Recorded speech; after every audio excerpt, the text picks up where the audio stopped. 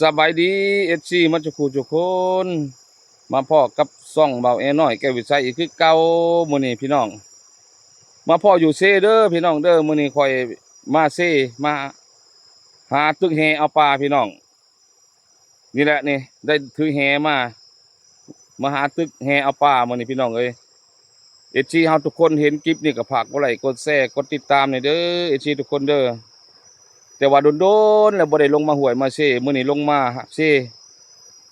ลงมาหาเอาปลามื้อนี้เมื่อกินเพลนพี่น้องเอ้ยตอนนี้ก็8-9 โมงเช้าเนาะบ่าวเอก็ได้ลงมาแต่เช้าแน่มื้อนี้เนาะถือว่าให้ FC เฮาถ้าติดตามไปเบิ่งนํกันเด้อบ่าวเอสิมาอันบ่ในใดมื้อนี้เนาะป้าบัดนี้บ่เว้าหลายอย่าห่างบัดนี้ไปลงไปตึกแฮอยู่เซ่บัดนี้ตอนนี้ก็บ่าวเอยืนอยู่ในโกนเชคือกันทั้งแต่ว่ายังบ่ทันฮอดน้ำพี่น้องไปบัดนี้ไผสิลงไป คุณแหละหาตึกแห่เอาปลาบ้านนี่ดีลงบางฮอนน้ำเห็นไรได้พี่น้องเอ้ยเอชีทุกคนเลยดีโอ้น้ำเซนี่ก็มากมาหลายเติบได้นี่เนาะชิเป็นน้ำห้วยพนอมเฮาเนาะเอ้ยนี่แต่น้ำเซนี่ชิโบแมนนี่น้ำห้วยพนอมเดี๋ยวบอกแอก็ได้มากับหมู่2 คนพี่น้องเอ้ยเด้หมู่ตึกแห่อยู่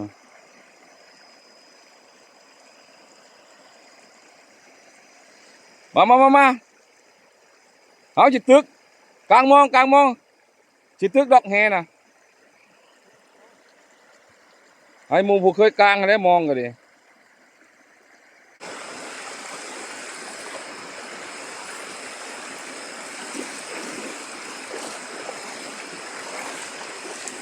สบายดีสิมันทุกคน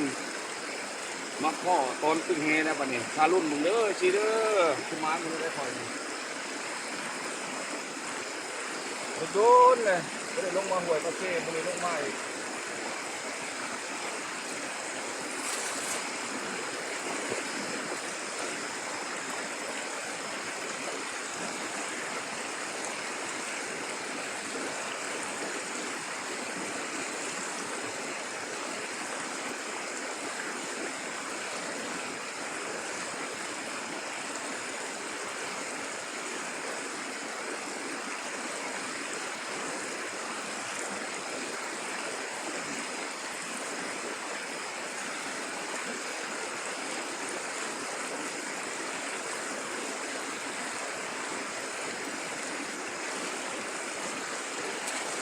พ่อพี่น้องเอ้ยกูถึงจะโต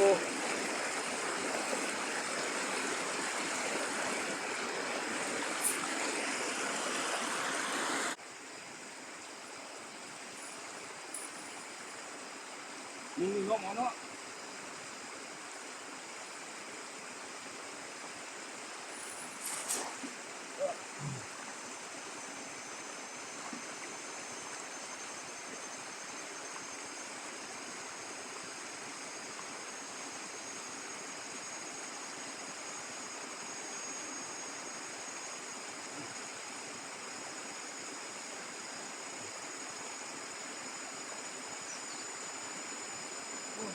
พ่อผักมัน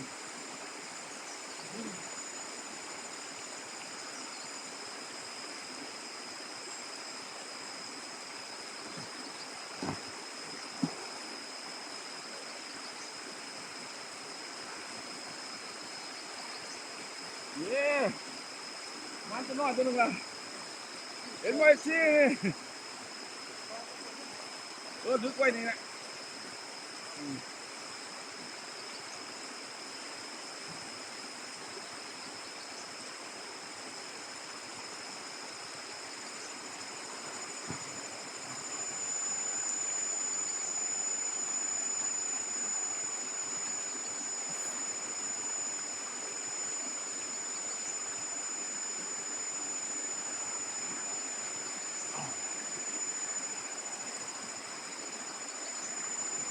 มอเลยสิเอ้ยห้อมกับห้อมเขาแหละมอสิเห็นปลานำกันแล้วบัดนี้ถ้ารุ่นเบิ่งนำกันเด้อจะเป้าวันเลื่อนผ่านเด้อถ้าติดตามเบิ่งนำกันห้อมเขาแล้วนี่มอชีวิตตะฟังเลยนี่ถ้ารุ่นเบิ่งพี่น้องมันสิมานบ่หรือบ่มานสิ สิได้บ่ ใช้ดางตัวนั้นตัวนี้ต้องใช้ยัดประมาณเนาะมาโผกอันนี้นี่ได้ดางอันนี้กัน บ่หมานก็สิได้อยู่ดอกบ่น้อยก็ต้องได้หลายบ่ได้หลายก็ต้องได้น้อยเออนี่ ดางตัวนี้อยู่ซะนั่นแหละนี่บ่มันออกแล้วนี่โอ้ยก็ดึงขึ้นได้ไม่ชมนี่โยดึงได้โอ้ยมันกำลังมันมีหมดได้ยายชมบ่เอาขึ้นโอ้ยถึงปลาเห็ด นี่ถ้ารุ่นเบิ่งอีซี่นี่กำลังแก่ขึ้นนี่นี่เอาพูดเห็นแล้วพูดทางนั้นเห็นแล้วพูดเพิ่นว่าปลาบ่ใหญ่ปลาน้อยเพิ่นว่าน้อยก็เอานะแต่ตัวใหญ่เฮาเอามือเฮาก็ยัง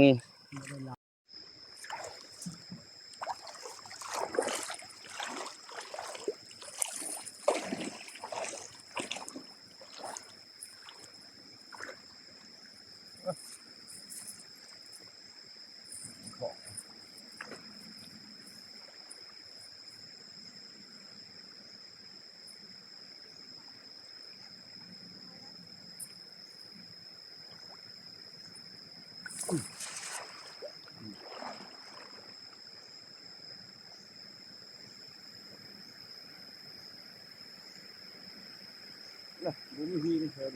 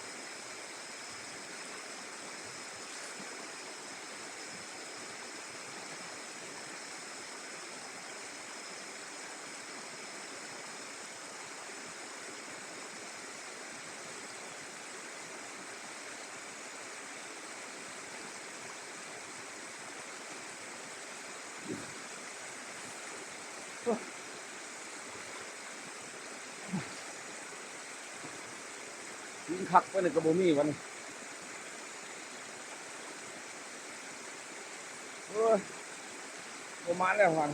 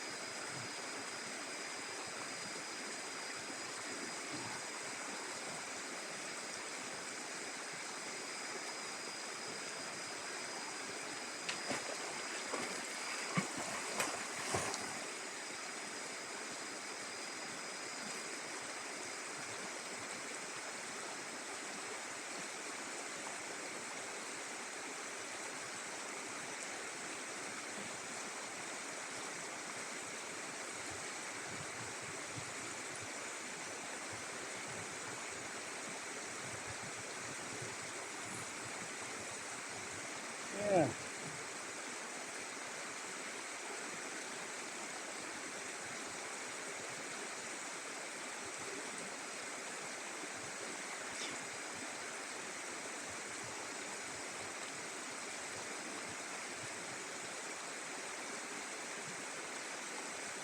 านอยู่เชี่ยนี่ตัวนึงนี่สองโตนี่อันนี้ปลากดนี่นี่พอซี่นี่มันอยู่นี่นี่มันอยู่ได้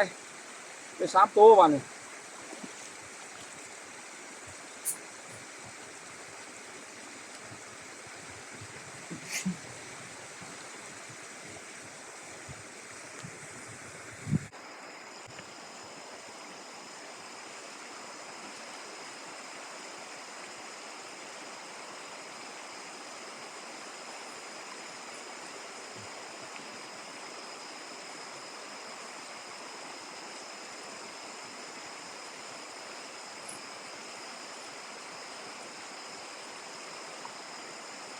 เฮ้ยสิ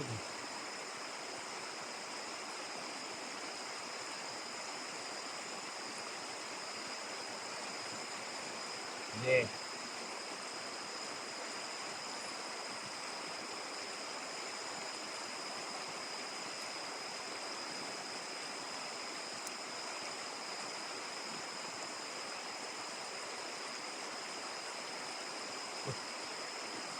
นี่ปลากดนี่ปลากดน้อยพี่น้อง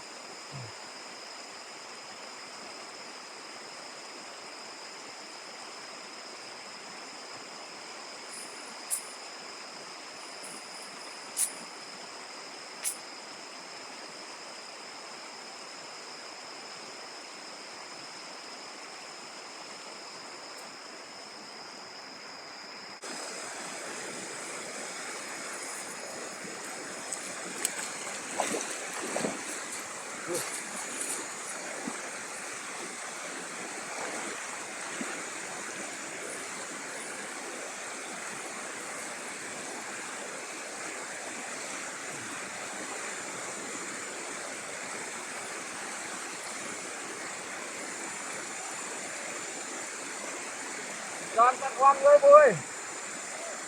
การตัดวางเลยบ่ฮะ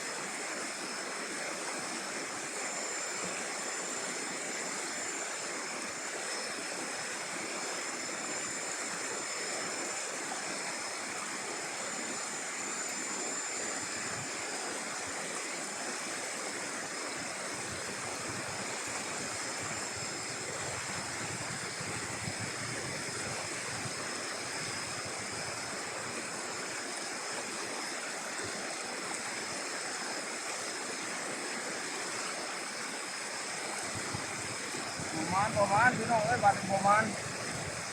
บ่ได้มันโตถึงคนแถวนั้นอีก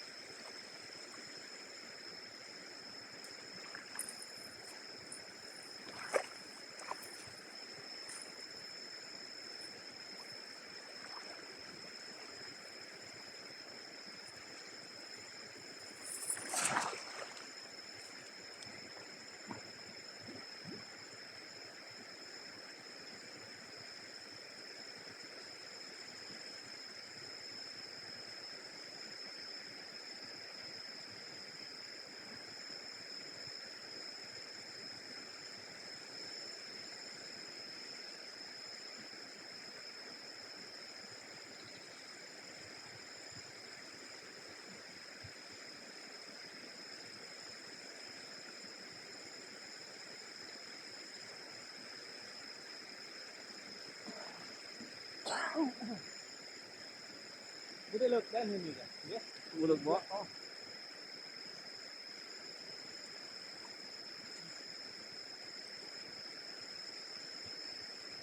ฝนตกแล้ว มืดฝนอยู่นะ ไหลของหินหมดแล้วมองไหลเข้าไปถึงหินหมดแล้วอ่ะ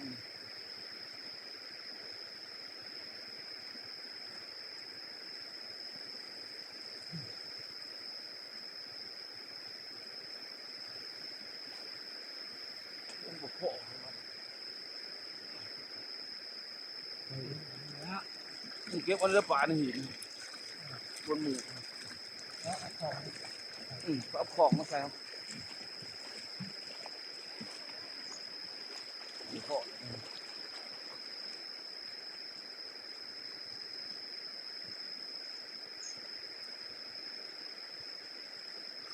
ปวดติดพ่อโต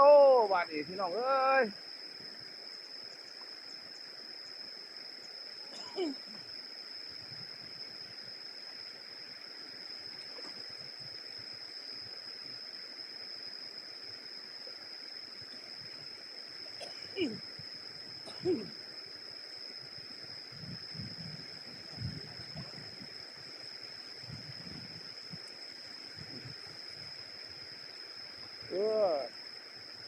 อีกต้นหนึ่งเว้ย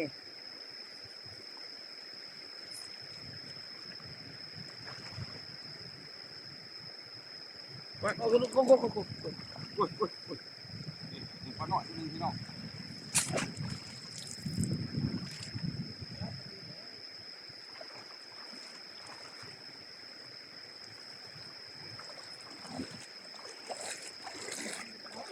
เยอะตัวนี้เด้อ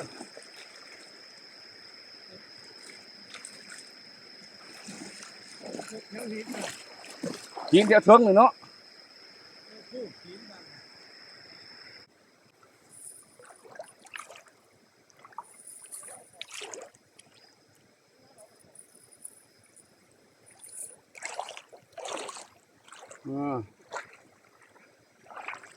เดี๋ยวอีกตัวหนึ่งเลยพี่น้องเลย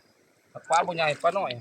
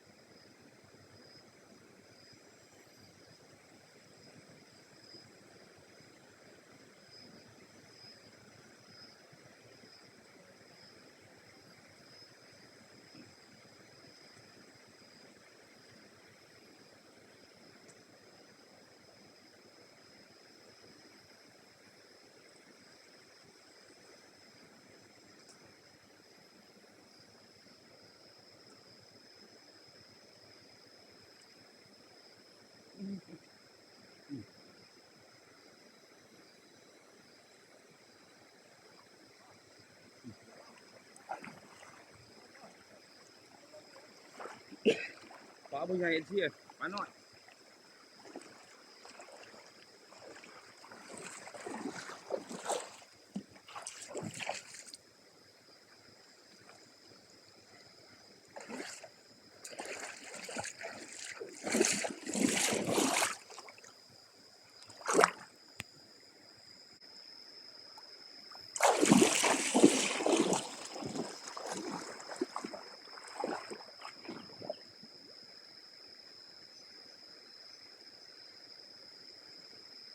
ย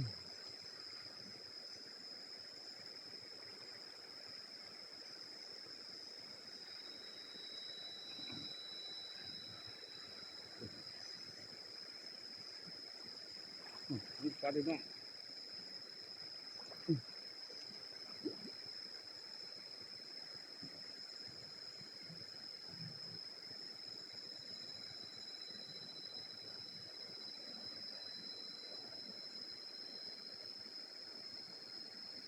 เด้อเสีย